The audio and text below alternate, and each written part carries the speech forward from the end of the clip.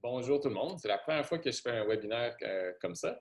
Donc aujourd'hui, le sujet qu'on m'a demandé de couvrir, c'est l'introduction, faire une petite introduction en fait à l'anatomie viscérale humaine parce que vous êtes en train d'étudier la biologie des mammifères. Donc, en tant que mammifère, on va découvrir ça un petit peu. Ça risque d'être assez sommaire, assez bref, étant donné qu'on a seulement 15-20 minutes pour couvrir cette complexe machine qui est la nôtre.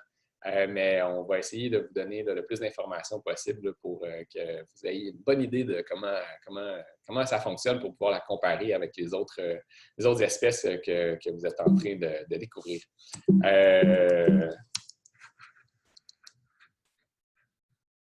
Oups. OK, donc les objectifs de cette lecture, ça va être, premièrement, on va faire une petite introduction assez rapide, puis on va nous amener à décrire très généralement les différents systèmes qui vont être à l'étude aujourd'hui. Donc, premièrement, ça va être l'appareil digestif. Ensuite, on va s'en aller vers l'appareil qui est circulatoire, donc cardiovasculaire. Et puis, ce qui va nous mener vers l'appareil respiratoire. Puis au début, là, juste pour comprendre un petit peu là, comment est-ce que tous ces systèmes-là se sont mis en place, c'est assez intéressant de revenir en arrière. Où est-ce qu'on peut comparer l'évolution du prokaryote? En fait, là, cette cellule-là qui a apparu environ 4 milliards d'années. Voilà 4 milliards d'années, c'était une cellule qui n'avait pas de nucléus comme tel. Donc, c'était une cellule qui était assez sommaire, comme ici. On peut voir, c'est Robert. Robert, notre prokaryote, qui lui, ça a pris environ 1 milliard d'années avant que ce Robert-là puisse commencer à développer des aptitudes pour mieux gérer les ressources dans lesquelles il baigne. Donc, pour arriver à développer, ici dans le cas, la photosynthèse, donc être capable de transformer l'environnement, les ressources de son environnement pour en générer de l'énergie. Ça a pris assez de temps, mais plus l'évolution a avancé, bien, on est capable maintenant d'arriver à des associations entre certaines cellules qui ont développé des aptitudes assez particulières pour devenir ce qu'on appelle des eucaryotes. Donc, ceux-là ont maintenant un noyau, sont capables de se reproduire, de développer, de répliquer leur matériel génétique. Et puis, en s'associant comme ça, on a ici des cellules qui ont été capables de gérer, de partager leurs différentes aptitudes pour amener à des organismes qui sont pluricellulaires. C'est sûr que là, on parle de cellules qui sont extrêmement simplistes. Donc, on parle d'algues, simples algues. Donc, on a certaines cellules qui sont responsables de générer la photosynthèse, mais on va avoir aussi d'autres cellules qui vont être responsables de donner plus une structure à notre organisme et d'autres de faire en sorte qu'on a un système de transport à l'intérieur. Mais quand on a ces eucaryotes-là, c'était simple de comparer une cellule qui était très primitive, qui baignait dans son substrat. Donc, c'est très simple, elle a accès à toutes ces ressources d'énergie qui sont autour d'elle. Mais plus l'évolution de ces espèces-là a amené à une complexification des systèmes, on se rend compte qu'il y a certaines cellules qui n'étaient plus nécessairement mises en contact direct avec l'environnement qui lui donnait ces ressources nécessaires pour sa survie. Donc, il y avait certaines cellules qui se retrouvaient à être complètement isolées et n'avaient plus nécessairement accès aux ressources nécessaires, ce qui amenait probablement à une mort cellulaire. Donc, il a fallu développer des systèmes, il a fallu développer des stratégies pour être capable d'amener, d'acheminer ces ressources-là à l'intérieur même de l'organisme pour que ces cellules-là qui ne sont pas directement en contact puissent avoir aussi accès à ces nutriments-là, à ces éléments-là nécessaires à la vie cellulaire. Donc ici, on a parlé de l'évolution qui nous a amené à cette machine complexe-là, qui est, là, on parle des mammifères, donc là, on va parler de l'être humain, de l'organisation des différents systèmes au niveau de l'anatomie humaine. Ce qu'on va découvrir, on va parler des appareils. Les appareils, c'est vraiment un ensemble d'organes qui ont pour fonction une fonction distincte. Donc ici, on a ce qu'on va couvrir, c'est l'appareil digestif. On va aussi avoir l'appareil circulatoire, qui est l'appareil respiratoire. Un système, lui, c'est vraiment plus tous les éléments ensemble, c'est-à-dire qu'il va avoir, par exemple, les conduits, il va avoir aussi les glandes. Donc, c'est beaucoup plus vaste. Si on parle de l'appareil digestif, lui, son rôle principal, c'est vraiment juste de transformer la nourriture, les nutriments, les transformer, pour les digérer, pour essayer d'extraire l'énergie, mais aussi les nutriments Puis ensuite, bien, de pouvoir éliminer les déchets, donc ce qui n'est pas nécessaire à l'organisme. On a deux transformations. On le sait, quand on mange, par exemple, un gros hamburger, bon, on doit, premièrement, le mastiquer, le détruire, rendre beaucoup plus petit pour pouvoir avoir maintenant une transformation qui est chimique pour en extraire justement les nutriments par notre système digestif. Donc, le rôle du système digestif, c'est vraiment plus d'absorber d'absorber les nutriments pour ensuite le retourner dans la circulation sanguine. Et puis là, on va parler du système circulatoire.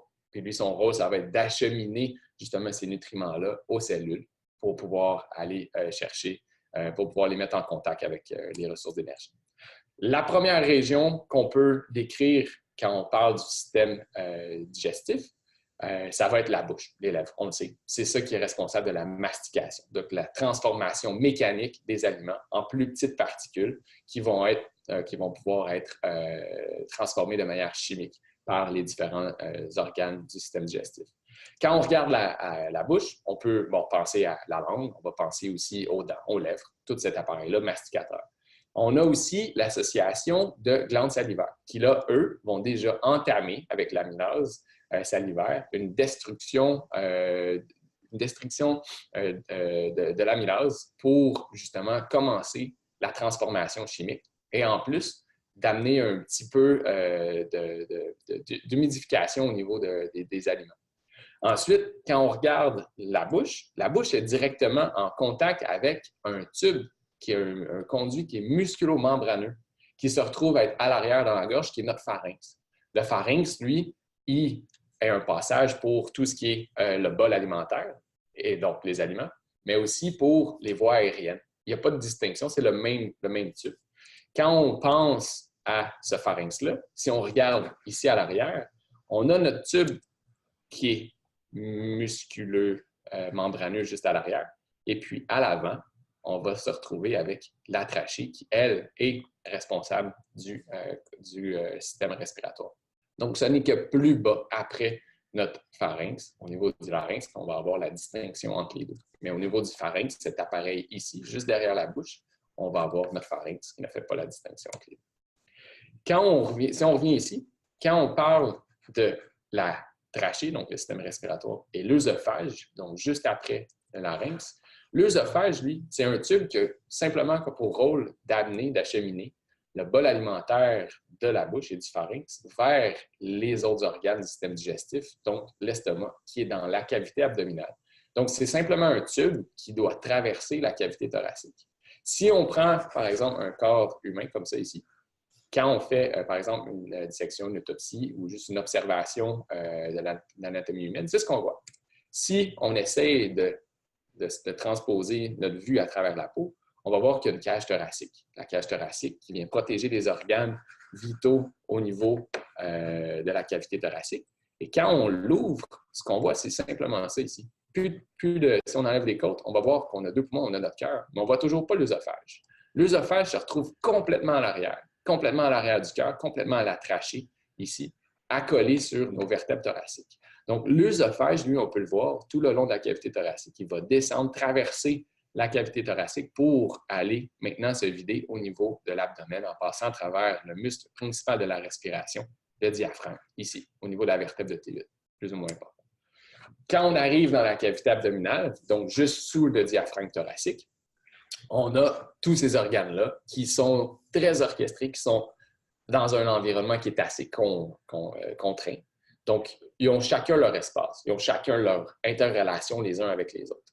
C'est pourquoi, en anatomie, on divise la région abdominale en cadrans ou en régions. Ici, je vous montre juste le cas échéant des cadrans, plus simple à comprendre. Donc, si vous placez une ligne qui va traverser de manière horizontale au niveau de votre nombril, votre ombilic, et puis une ligne qui est directement en plein centre de votre corps, une ligne médiane, on va pouvoir diviser la cavité abdominale en 4 cadrans. On va avoir les cadrans supérieurs droite et gauche et les cadrans inférieurs droite et gauche, tout simplement. Chacun de ces cadrans-là nous aide à déterminer la localisation précise de certains organes. Donc ici, on va avoir notre estomac qui va être dans le cadran supérieur gauche. On va avoir le foie qui, lui, prend principalement la place du cadran supérieur droit. Il dépasse dans le cadran supérieur gauche, par exemple. Ça ici, et puis on va parler de notre cadre colique et de nos intestins. Donc notre côlon et puis notre intestin grêle. Donc, si on prend élément par élément, organe par organe, on a vu la descente du bol alimentaire à travers l'œsophage qui nous a amené dans la cavité abdominale et puis qui va se vider dans notre estomac. Donc, ça ici, c'est la partie de l'œsophage qui va amener le bol alimentaire dans notre estomac.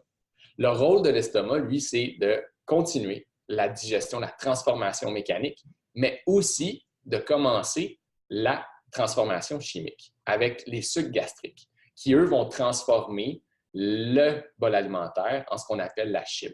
Donc, déjà, beaucoup plus mélangé, qu'on est prêt déjà à en extraire certains nutriments. Les différentes régions de l'estomac, tout simplement, on a le fondus, le fond. On va avoir le corps, qui est la principale portion de l'estomac. Et puis, notre canal pylorique, où on a un sphincter qui assure, quand il se ferme, assure que le bol alimentaire reste dans l'estomac pendant le brassage, pendant le massage des muscles gastriques, pour justement s'assurer qu'il y a encore une transformation mécanique et une transformation chimique. C'est ce sphincter-là que souvent on entend quand on a des borborygmes, on entend le petit glou-glou au niveau gastrique. C'est quand le sphincter ici commence à se relâcher pour permettre l'évacuation de la chyme à travers la suite du système digestif. Quand on parle de la suite, on va tomber dans le duodénum, qui est une partie du petit intestin. Donc, le duodénum, lui, c'est l'extension du système digestif tout de suite après le sphincter pylorique, le pylore, au niveau de l'estomac. Ici, on veut principalement diminuer, on veut alcaliniser la chyme qui vient de l'estomac, qui est très acide à cause des acides gastriques. On va avoir donc un mélange de la bile et puis du sucre pancréatique pour neutraliser cette chyme-là et commencer à en extraire certains sels minéraux qui sont assimilables dans cette région-là. Donc ici, quand on regarde notre duodénum, on peut voir qu'à l'intérieur de cette structure qui est faite en C, une glande accessoire au système digestif, qui est notre pancréas. Pancréas qui rapidement a une fonction exocrine, donc il va excréter dans le système digestif des sucres pancréatiques qui ont pour rôle justement d'alcaliniser la chyme. Et puis, il y a aussi un rôle qui est endocrinique, donc il va sécréter des hormones pour gérer, par exemple, comme on sait, le glucose sanguin. Ici, on va juste simplement le localiser. Le pancréas se retrouve à même la portion concave de cette structure en C qui est notre duodénum. Parfait. Si on continue, ici, on a notre duodénum, notre structure en C. Ensuite, une fois que le C se termine, on va tomber dans notre intestin grêle proprement dit. L'intestin grêle, c'est un organe qui est extrêmement long. Il peut avoir de 7 à 8 mètres environ. C'est un tube qui est assez petit. On parle d'environ 2,5 à 3 cm de diamètre, mais extrêmement long. Il doit donc se retrouver à être tout entortillé l'un sur l'autre pour pouvoir bien être maintenu dans la cavité abdominale. Si on prend ce long tube-là, on peut comprendre que la chyme qui va traverser ce long canal-là, certaines régions ont des spécificités anatomiques parce qu'ils ont un rôle spécifique aussi. Le rôle principal de l'intestin grêle, c'est là où on va avoir la majorité de l'absorption. L'absorption de tout ce qui est eau, mais principalement les nutriments vont être absorbés au niveau de l'intestin grêle. La première partie après le duodénum va s'appeler le jéjunum. Et tranquillement, on va avoir des différences anatomiques qui vont nous amener à une autre région qui est la plus distale, donc la plus éloignée de la bouche, si on veut. Ça va être l'ilion. Si on prend une coupe à travers cet intestin grêle, à travers ce tube-là, on peut regarder qu'à l'intérieur, on a des variantes anatomiques. On va avoir des différences anatomiques. Au niveau du jéjunum, on peut remarquer que c'est plié. Il y a plein de petits plis à l'intérieur pour augmenter la surface de contact. Donc, s'assurer qu'il y ait plus de contact avec la chyme pour en maximiser l'extraction et l'absorption des nutriments. Ces petits plis-là, c'est des plis circulaires, étant donné qu'on est dans un canal. Ces plis circulaires-là vont avoir comme nom pliqué circularis, donc des plis circulaires. Si on regarde au niveau de l'iléon, on n'a pas une présence aussi marquée de ces plis circulaires-là, étant donné que le rôle de l'iléon est moins d'absorber étant donné que le gros de l'absorption se fait au niveau du jejunum. Ensuite, une fois qu'on sort de notre intestin grêle, on va maintenant entrer dans notre côlon. Le côlon que souvent, on peut sentir au niveau de nos fosses iliaques quand on a, par exemple, des ballonnements. Ici, on va avoir la première région du côlon. C'est notre cécum. Le cécum, c'est là où la chyme qui va sortir, rendu là, on est plus rendu dans les fesses, on va avoir la jonction avec notre iléon, de notre intestin grêle. Le cécum, c'est donc une première portion qui est assez volumineuse, qui va nous mener vers notre côlon ascendant. Ascendant parce que les fesses qui sont logées à l'intérieur du côlon vont devoir monter contre la gravité pour aller ensuite se retrouver au niveau du côlon transverse. Transverse, ça veut dire qu'il va traverser, si on veut, du côté droit au côté gauche pour se retrouver au niveau de notre côlon descendant, qui lui est du côté gauche, pour ensuite descendre vers ce qu'on appelle le côlon sigmoïde. Sigmoïde, ça signifie en forme de S, qui va nous amener vers notre rectum et dans l'ampoule rectale. Le rôle de ce cadre colique-là, de ce côlon-là, de ce gros intestin-là, c'est simplement de stocker les déchets de la chyme, étant donné que la majorité des nutriments ont été absorbés. Ce qui reste, c'est les déchets. On veut les stocker, mais avant de les éliminer, il y a une chose, un élément qu'on doit s'assurer de garder à l'intérieur du corps humain, c'est l'eau. Donc, la majorité de l'eau au niveau des fesses va se faire au niveau de notre gros intestin, de notre côlon. Donc, pour être sûr de contrôler, de maintenir notre équilibre hydrique à même le corps. Il y a différentes structures qui sont propres à notre gros intestin. On va avoir le ténia coli, qui est en fait des fibres musculaires lisses longiligne le long du côlon. Si ces fibres-là se contractent, on peut facilement imaginer que ça va faire comme un accordéon. Les ostriations ici, les ostras, ça ici, c'est comme un accordéon en fait, que quand on plie, ça permet, si on veut, la fermeture, l'extension. C'est ce qui va amener le péristaltisme pour propulser les fesses, les matières fécales le long du côlon. Ici, on a un angle où on va avoir le côlon ascendant qui va tomber au transverse. Il doit tout simplement avoir un angle parce qu'ici, on a notre foie qui empêche le côlon de monter plus haut pour ensuite se retrouver au niveau du cadran supérieur gauche, au niveau de notre angle splénique, parce que la rate ici, ce n'est pas un organe qu'on couvre aujourd'hui, et puis au côlon descendant. Parfait. Si on regarde le cadre colique, on peut imaginer que comme ça, il a l'air bien tout seul. Mais si on met les autres organes qu'on vient de mentionner, on voit que l'intestin grêle se retrouve à être logé à l'intérieur même de ce cadre colique-là. Tout est bien orchestré, tout est bien organisé pour maximiser l'espace qu'on a au niveau de la cavité abdominale. Là, ce qu'on a vu, c'est les différentes composantes du système digestif. Il reste une autre glande associée qui est assez importante, c'est le foie en fait.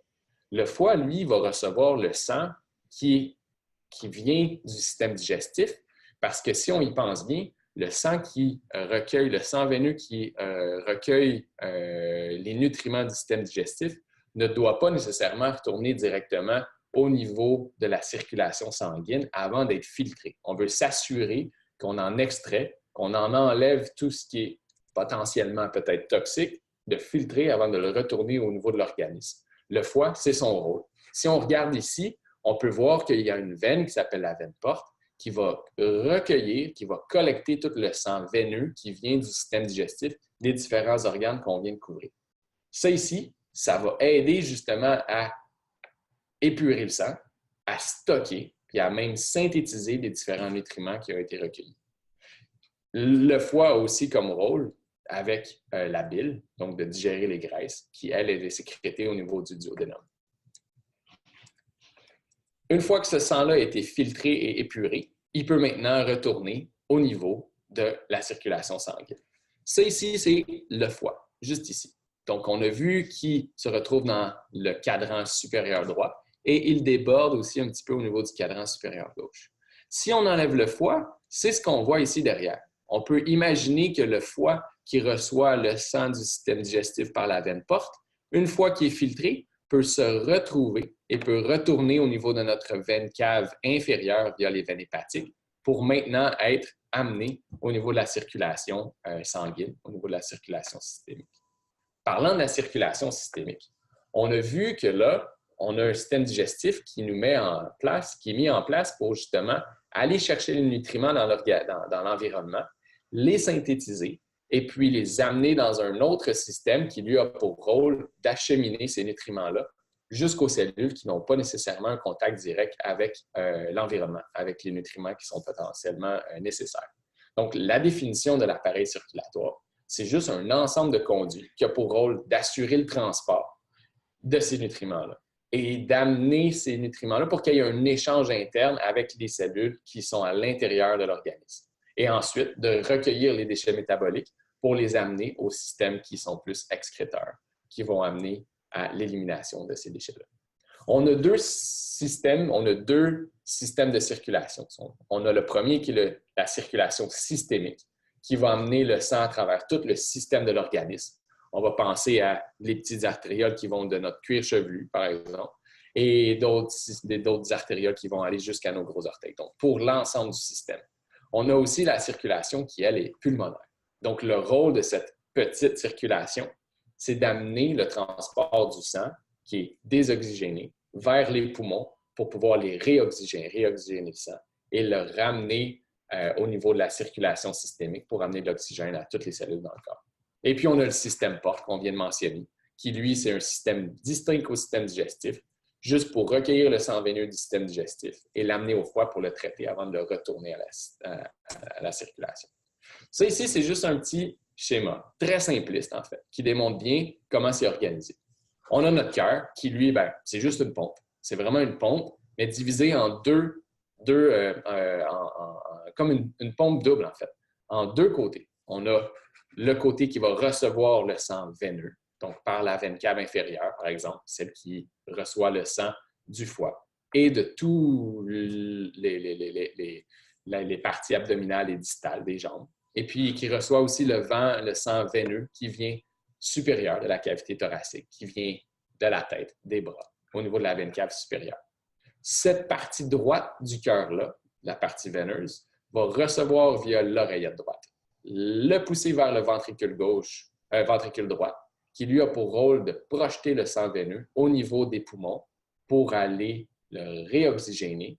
Et ensuite, le sang réoxygéné peut retourner au niveau du cœur, mais cette fois-ci, de la partie gauche, qui elle est responsable d'amener le sang oxygéné vers la circulation systémique. Donc, propulser le sang oxygéné vers l'ensemble du corps pour ensuite, une fois que les déchets métaboliques ont été recueillis, l'amener au niveau du cœur veineux pour aller le réoxygéner, ainsi de suite. C'est un circuit fermé, en fait, mais un double circuit fermé, un circuit pulmonaire et un circuit systémique. Si on revient à notre cas ici, où est-ce qu'on regarde le corps humain quand on pense à la cavité thoracique, si on ouvre la cavité thoracique, c'est ce qu'on voit. On voit nos deux poumons et puis le cœur qui est en plein centre. Le cœur, si on le regarde comme ça, on a de la difficulté à imaginer ces quatre chambres, donc les deux côtés. On a ici en français, des landmarks, des points de repère qui nous permettent de délimiter les deux côtés de notre cœur. Ça ici, ça se trouve à être le sulcus interventriculaire. On a ici, du côté droit, notre oreillette droite qui va recueillir le sang veineux de la veine cave supérieure et inférieure. Et puis, on a notre ventricule droit qui est juste ici, qui va pousser le sang vers les poumons pour le réoxygéner. De l'autre côté, on a notre oreillette gauche qui va recevoir le sang oxygéné des poumons. Et puis le ventricule gauche, qui lui, puissant, va pouvoir pousser le sang oxygéné à travers la circulation systémique. Ça, c'est vraiment un gros survol de la circulation systémique, comment ça fonctionne. Ici, on va parler de l'appareil respiratoire. L'appareil respiratoire, rapidement, lui, c'est très simple. Son but, c'est vraiment juste d'assurer la réoxygénation du sang, très rapidement, comme ça. Si on regarde les différentes composantes du système de l'appareil respiratoire, on a, comme au niveau digestif, l'entrée principale qui est la bouche, les narines, le nez, la cavité nasale, et puis notre pharynx, notre larynx. On va avoir la trachée aussi qui, là, maintenant, est spécifiquement faite pour le système respiratoire, qui va nous amener l'air vers nos poumons et son arbre bronchique. L'arbre bronchique, il y a plusieurs petites régions, mais rapidement, on a nos bronches, les deux conduits principaux qui vont diviser la trachée pour amener l'air au poumon droit et au poumon gauche. Et ensuite, on va avoir tel un arbre, après son tronc, on va avoir l'émergence des branches, il va avoir les bronchioles, et puis de plus en plus petits, nos acinus et nos alvéoles. Si on regarde encore une fois notre cavité thoracique, on voit que les poumons vont occuper la région qui reste après que le cœur ait pris place. Donc, de chaque côté du cœur, de chaque côté de la cavité thoracique. Si on enlève le cœur, c'est ce qu'on voit. On peut voir ici que dans le île pulmonaire, qui est en fait là où les vaisseaux, les structures qui vont rentrer dans le poumon peuvent prendre place, on va avoir notre bronche primaire, droite et gauche, pour le poumon droit et le poumon gauche, respectivement. On va avoir nos artères pulmonaires. Notez ici que les artères ne sont pas rouges. Je ne sais pas si vous remarquez, habituellement, on a la conception qu'une artère doit être rouge parce qu'elle véhiculise du sang oxygéné. Ici, on parle d'une circulation pulmonaire. Donc, la circulation pulmonaire amène du sang désoxygéné au poumon. Par définition, une artère, c'est un vaisseau qui va amener le sang qui sort du cœur. Donc ici, étant donné que le cœur droit, le ventricule droit, va expulser le sang désoxygéné vers les poumons, on parle donc d'artère pulmonaire qui amène du sang désoxygéné. Ici, inversement, on va avoir une veine pulmonaire qui, une fois qu'elle ressort du poumon avec du sang oxygéné, par définition, ramène du sang au cœur. Donc, on va parler de veine pulmonaire malgré qu'elle amène du sang oxygéné. C'est l'inverse, en fait. Puis, si on continue notre arbre bronchique, ça, c'est notre trachée, comme ça, derrière laquelle on a notre œsophage qui descend le long de la cavité thoracique. Et puis, si on la met de côté, on peut regarder l'aboutissement terminal de notre arbre bronchique, où là, on va avoir nos bronches primaires, qui vont nous donner nos bronches secondaires, tertiaires.